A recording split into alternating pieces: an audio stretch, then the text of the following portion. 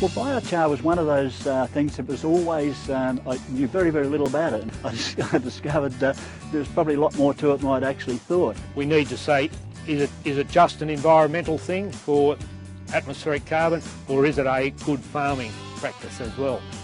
We were keen to look at biochar simply because we wanted to see whether biochar could eventually offer some gains in long term and economically.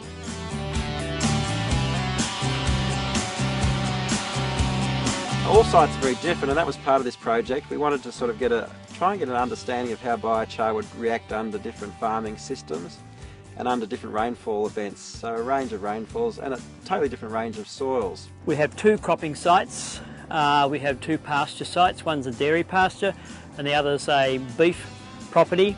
And the fifth site is in fact a vineyard up at Tumbarumba.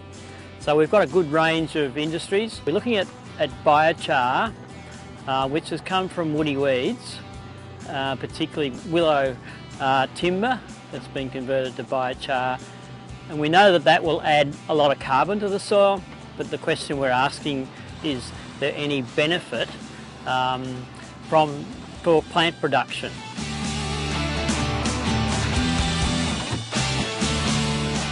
Our farm here is predominantly cropping, broadacre cropping farm. We do have a small amount of livestock. We're a seed growing business, so we grow seed which is then value added through a production plant, and that's on sold throughout Australia. This year we've definitely got a wetter than average year so far, so we're dealing with you know, very wet soils, and that can be a challenge for us. We have a firm belief in perennial pastures.